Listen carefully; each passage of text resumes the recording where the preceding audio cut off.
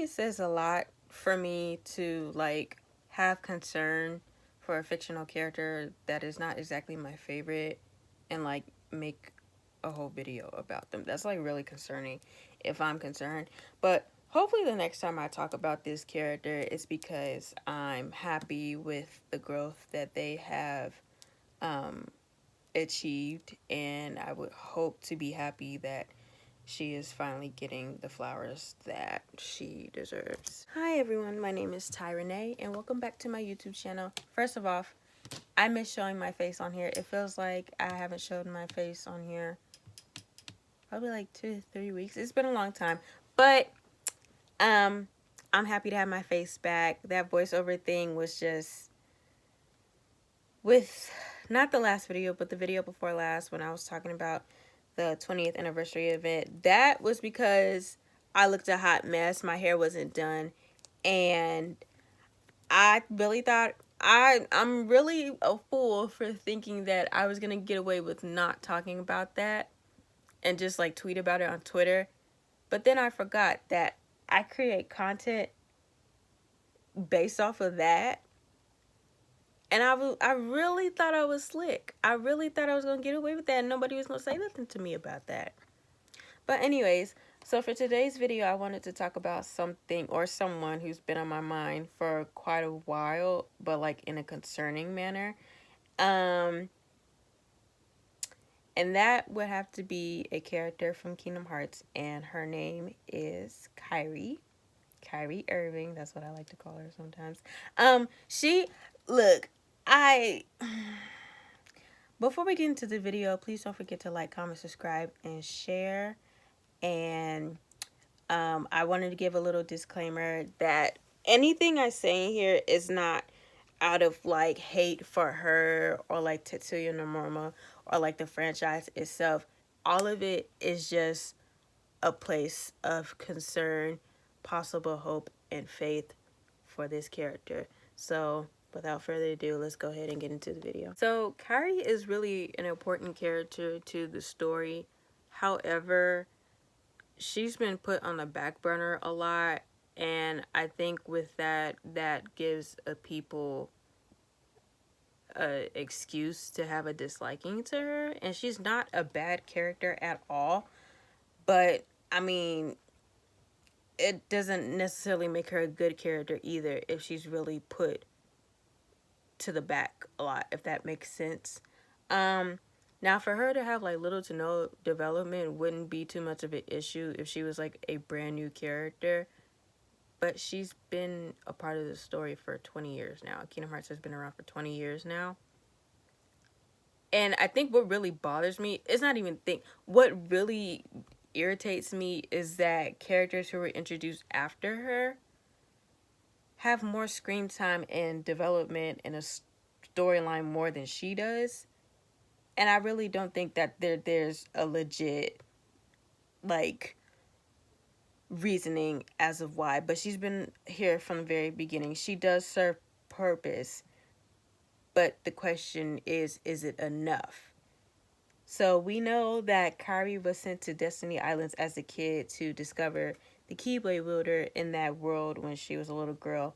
10 years later, it is revealed that she has no memory of what her life was like before she was sent away to the island. And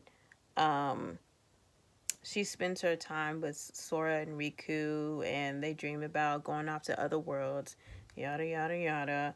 One day the island, has like a storm. She vanishes in Sora's arms. She really doesn't have a lot of screen time in Kingdom Hearts 1, and that's only because like Sora's looking for her. So I really don't have an issue with her not showing up that much until later on, like towards like the third stage of this game. This is where before Sora and Riku fight for the second time in Hollow Bastion, it is revealed that Kairi was inside Sora this whole time. And so after Sora fights Riku, Sora stabs himself in the chest to not only release Kairi's heart, but the hearts of the Disney princesses as well. Sora falls into darkness, and he returns as a Heartless. Kairi and Goofy flee off from the Heartless invasion, and once they get like to the bottom floor, well, not the bottom, yeah, the bottom floor of the castle, um, Kairi notices that there's one that stands out to her, and that's when she realized that this one particular Heartless was Sora. And before the others plan to attack on her, she embraces him for his protection and restores him back to his human form. And I don't know about you, but I believe everything that I just said within the first game just proves that she served purpose to the story, right? So after that, um, they go back to Traverse Town, and she's like, I want to help. I want to help. I don't want to stay behind. What happens?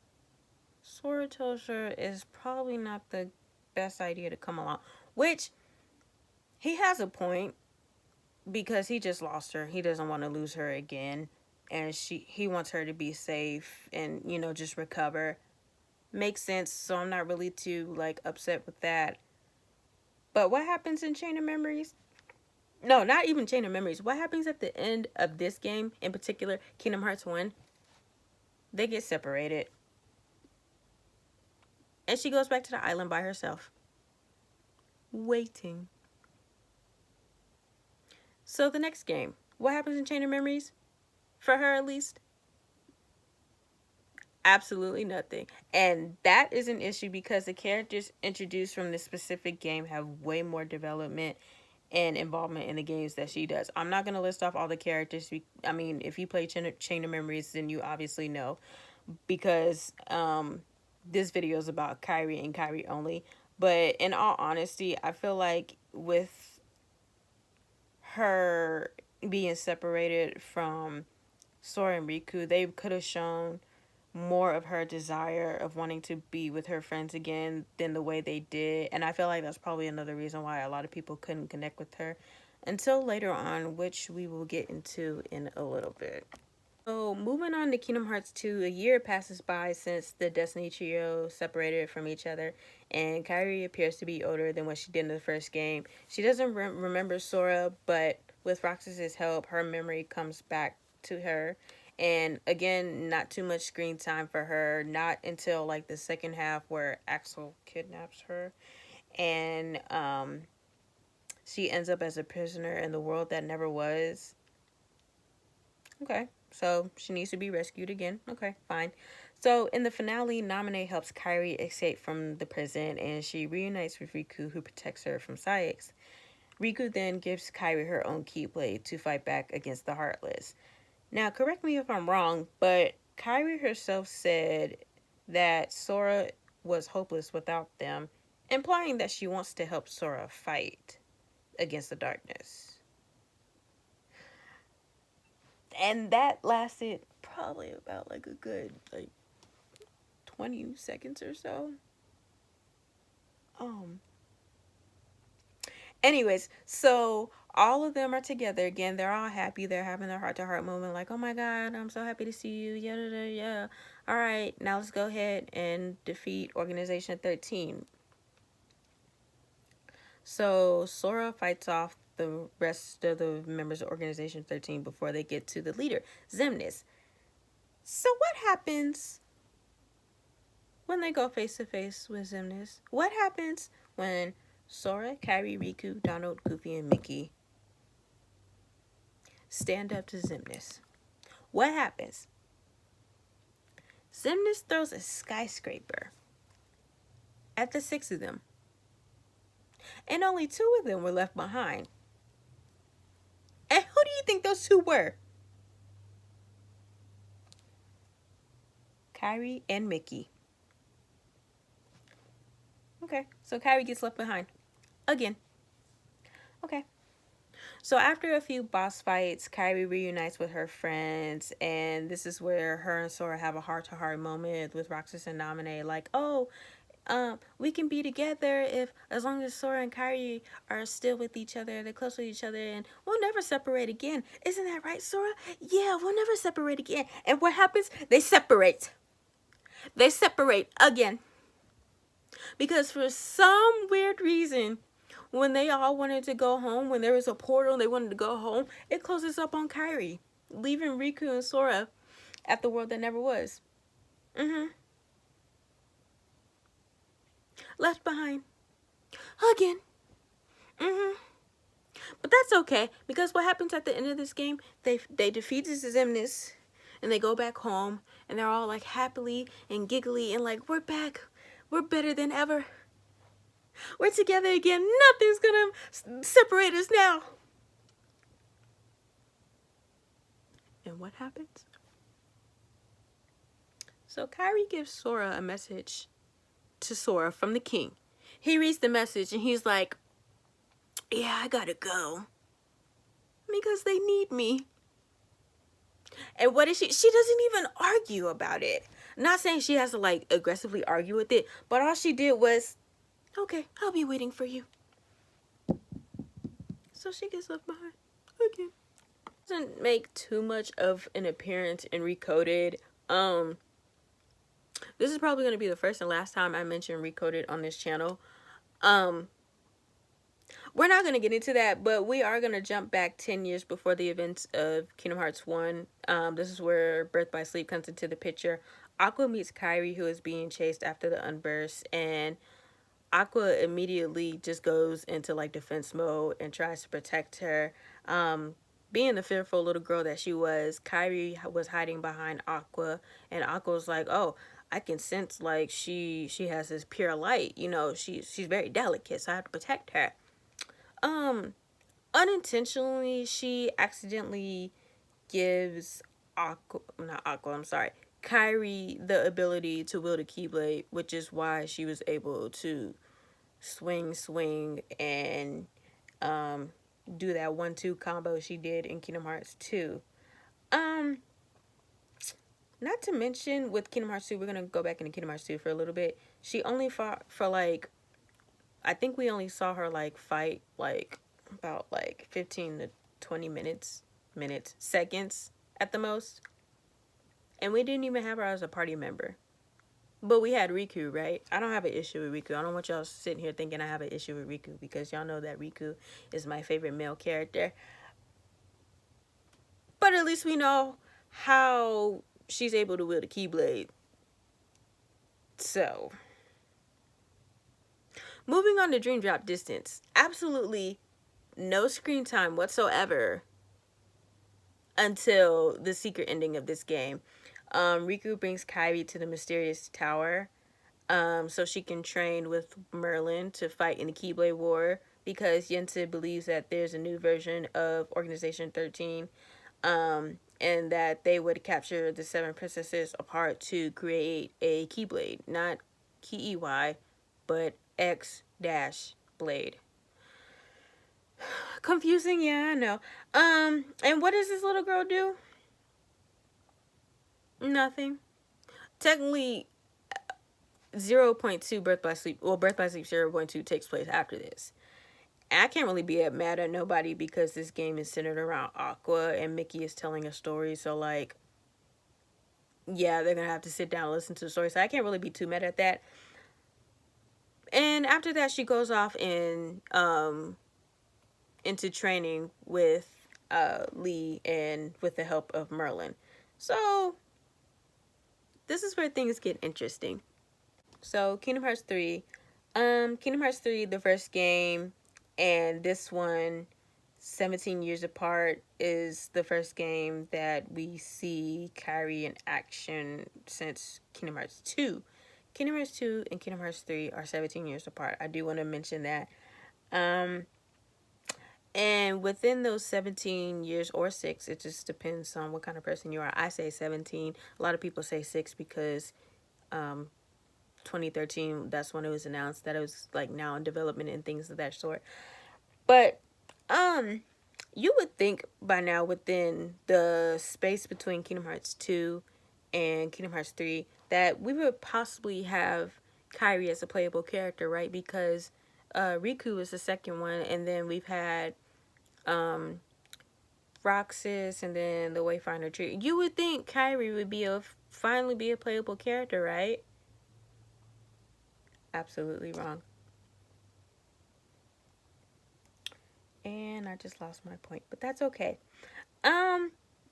So within the past 6 or 7 years with the anticipation for Kingdom Hearts 3, um, you would think that for this game it would be like super hyped up. It was hyped up at the time. It was hyped up, and you would think that with all this hype, like Kingdom Hearts 3 would just be like this huge big thing in gaming history, which I believe it is. I still think that's like a huge part of gaming history because we've been waiting for that for like years now. But you would think that Kairi would have so much more involvement, especially because this game covered up so many important topics that we were all waiting for the longest, right? Mm-mm. She does, but like in a different way. But I'll explain what I mean by that. So the first time we see her in this game, we see her training in the Secret Forest with Lee for the Keyblade War. But do we actually get like gameplay of her training? No. Do we physically see them on screen training for this huge event in history? No, we don't. We see her write a letter to Sora talking about how much she wants to see him and she can't wait to be by his side. If I wanted to see her write letters, she really could have done that back on the island. She really could have been back on the island doing. You're not here to write letters. You here to train, to build up your strength. You was doing that back on the island. Why are you doing that here?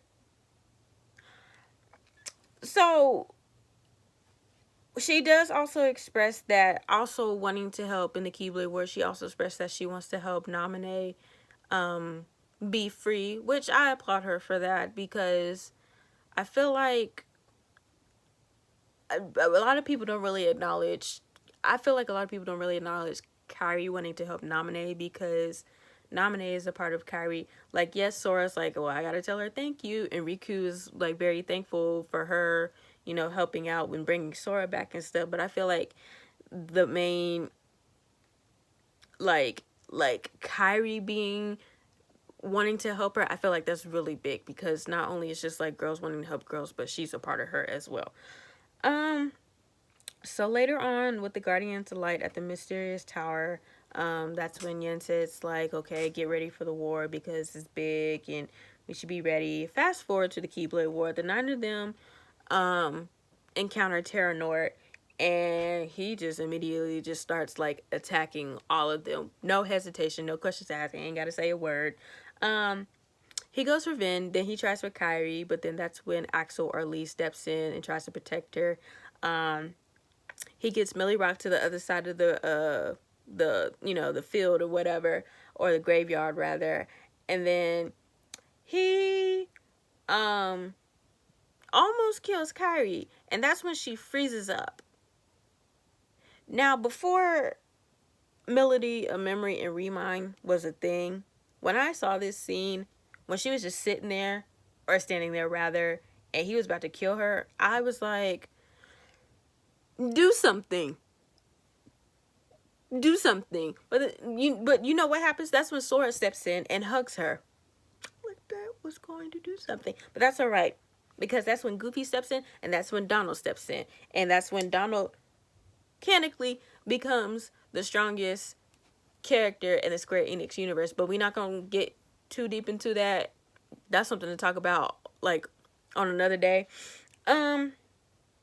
And then that's when everybody that's when the Heartless Tide comes in and everybody's getting swallowed up, and that's when they die because death is not really a thing in Kingdom Hearts. So this happens like 2 or 3 times. I can't remember. I don't know, man. Shoot, I would be surprised if it happened like 7 times. It probably happened 7 times and I don't remember, but that particular scene happened over and over until Kairi became the light for Sora to can't think. That was basically when Kairi was like, I'm the light, you know, I'm here for you, because her heart wasn't like swallowed from the darkness. She's the light. So basically without her, not only without her, but without Naminé and Terra, I've said this before on Twitter, Without the three of them, y'all favorite characters would have been dead. Would have been goners. But she doesn't do nothing, right? Okay. Okay. So later on in the Keyblade War, all of them separate into like individual groups to fight off the members of the new organization 13. So this is where we get into the part with Kairi and Lee. They're fighting against Xemnas for the moment, and then this mysterious figure who is Shion. So we only get to see Kairi fight a little bit with this boss fight, but I will give her props because this is the first time we've seen her in action since Kingdom Hearts 2, and this is the first time we've ever seen her as a party member. Now, before this fight, we see her going against Xemnas and Shion on her own for a few seconds. Props for that. So, like, I can't get mad at that. She's trying. I can't get mad at her for that. Sora comes in, they fight for a little bit, and then that's when Xemnas is like, oh, you got your own Keyblade, you think you doing something, you got your own Keyblade. And then he was telling Shion to kill off Axel, and that's when all that stuff happened. That's when Roxas comes back, and Xemnas throws a hissy fit, and he's like, you know what, I don't have to deal with this. So he sneaks up on Kairi and snatches her up and takes her to Xehanort, where they can repelish.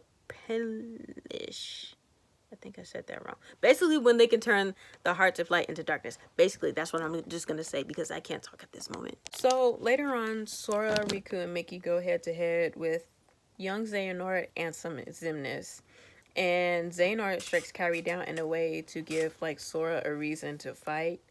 And in Remind, we see that her heart shatters into 7 pieces, and with the power of traveling throughout the hearts of the Guardians, Sora manages to restore Kairi back to life. And then when they're reunited, the two of them are confronted by like a replica of Xehanort, and this boss fight is the very first boss fight we get to see Kairi as a playable character. It took her 17, almost 18 years for this girl to be playable. Why? I do not understand why it took that long when the characters introduced after her got their moment to shine before she could. I don't think that's acceptable. And I'm being honest. I really do not think that's acceptable. We get to have her as a playful character in this boss fight, and then like that's it. That's when her and Sora, they go throughout the other worlds and they spend their last moments with each other before Sora vanishes as his punishment for abusing the power of waking. But instead of like sitting back about it, this is when Kairi is like, okay, well, I'm gonna take the initiative to like fall asleep for a year and figure out where Sora at, because she's so used to like just sitting back and waiting for him to come. But now this time she's like, no, I'm not waiting no more. Which is, yeah, I mean, that's okay, but she's been saying that for a long time now. And then this is where Melody of Memory comes in. Although she explores her memories of Sora, she discovers the memories of her past in Radiant Garden, and Terranort sent her off to the island. And this memory is the exact reason why Kairi froze up in the Keyblade Ward in Kingdom Hearts 3, because that trauma was all coming back to her. And for the finale of Melody and Memory, she encounters Xehanort and she puts up a fight with him. And we got to, see that she was able to fight one-on-one on her own. That didn't last too long, but that lasted for a decent amount of time. So I applaud her for that. I applaud the writers for giving her that little moment to shine. But we got to play as Kairi and Melody and Memory, right? Right? No. Well, what happened? Although she was really good on like taking Xehanort down by herself, what happens? Sora steps in to save the day.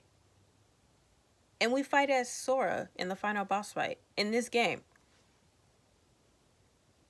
I'll get into I'll get into why that's frustrating. But after this fight, Kairi wakes up and explains what she has seen. She reunites with Riku, and then that's when the very godmother steps in, willing to help them find their friend. She takes them to the final world where they meet the nameless star, and that's where they gain access to a portal to Quadratum in belief of that's where Sora would be. And Kairi, again, she wants to help. She's expressed that plenty of times. She says, "I want to help. I want to come with you." But Riku says that's not really the best option right now. She doesn't argue with it. She doesn't like be like, "Well, why? Why can't I not come?" Instead, she just says, "You're right. I need to finish training." So she gets left behind again. Again. So after that, basically, she goes back to Yen's tower, and she's basically like, "Well, I think I'm gonna train with Aqua so I can be ready for real this time to help find Sora and fight." And that leaves us with a cliffhanger because Melody and Memory is the last game the most recent game to be released, and that was back in 2020, and this is 2022. So we are left with the cliffhanger. Now, to the main point of this video, what is my exact concern for Kairi? My overall concern for her is that she could never or would never get the proper character development that she deserves. And everything I've mentioned in this video is a complete cycle.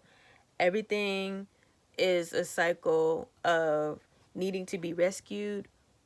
She gets rescued. She wants to help out. She fights a little bit, and then she ends up being held back for whatever reason. And I'm tired. This new era of Kingdom Hearts is approaching, and this cannot continue happening. It can't. This can't continue happening. Now, she's not exactly my favorite character, and I had so much hope for her until I had to like sit back and think about how many times this cycle loops for her throughout the story so far. Again, I'm going to ask this again. How do the characters that were introduced after her have much more involvement in the story than she ever could? Remind and Melody and Memory are like examples of making it appear to have her have a bigger role than what she really does. So when I saw the trailer to Remind, I saw her as playable, and I was like, "Oh, okay, well, this is cool." And I didn't think it was really just going to be like a one boss fight kind of thing to play with her. I really thought that Square Enix learned their lesson with Kingdom Hearts 3 and not showing every single thing and leaving some of the things like as a secret, and like let the players like experience certain things, like more important things for themselves, and not be spoiled in the trailers. And they kind of did like keep a couple things private, but at the same time, I thought we were getting more of Kairi, and that just did not happen. Same thing with Melody and Memory. When Melody and Memory was announced, they announced it and promoted and marketed that game as if Kairi was finally going to get the center of attention. They promoted that game like that was her time to shine. Everything was going to be about her. We were going to learn about her, more of her past, and we were going to see her involvement with helping find Sora, which we kind of did. But did we get any playable boss fights with her? No. Not once. We got to play her in this game. And I think that's probably why I have not bought the game. I have never played Melody Memory. I never even played the demo. I haven't even played Remind yet, but that's because I be holding it back. It's been 2 years. I keep holding it back, but one of these days I'm going to buy it and play it. Please don't fight me on that. But I'm really torn with how to feel about her, because half of me has this hope and anticipation for her and for her character in this new era, because I feel like this new era is going to be completely like different and more serious than what it has been in the past. And then this other half of me just kind of wants to drop it and like not have high hopes for her, because I really don't think, I don't think nothing is going to change. But then again, I just found out a couple of days ago, one of the writers from The World Ends With You, I've never played The World Ends With You before. I don't have too much knowledge about it. The only knowledge I have about it is just the couple characters that made an appearance in Dream Drop Distance. But he's going to be involved in Kingdom Hearts 4, and maybe they'll notice like the lack of development Kairi has and make something happen with that. Then again, she's been treated like this for 20 years now, and I feel like at this point it's kind of too late to well, not too late, but I feel like we're so far deep in the games that it's kind of too late to make something happen now. Like something like amazing, something like just outstanding happen with her character. I'm not gonna sit here and say like, oh, she's useless or she brings nothing to the story. She does, but it's just not enough for her character, for her to be an original character. That is just not enough. I genuinely do not know how to feel, and I know there's a lot of hardcore Kairi stans that have a lot of faith in her and want to see her potential to become like a well written, properly developed character. She is not a bad character whatsoever. I will say that, because at the end of the day, she is fictional. Kingdom Hearts itself is fictional, and with the decisions being made with what happens to her, that is not her fault. If we were to ever get a 360 change to Kairi's character, um, I know the entire Kingdom Hearts community will like flip out about it the same way people found out that Zigbar was Lushu, because short story, I was not paying attention to Union Cross back in the day. I just thought it was repetitive, and then like when I saw like the ending to Kingdom Hearts 3 with the epilogue, I was like, huh, this don't make no sense. But with that being said, this is actually going to be the conclusion of today's video. What are your thoughts on Kairi? What are your hopes on what you want to see with her? Just comment down below so we can start a conversation, because this is something really serious.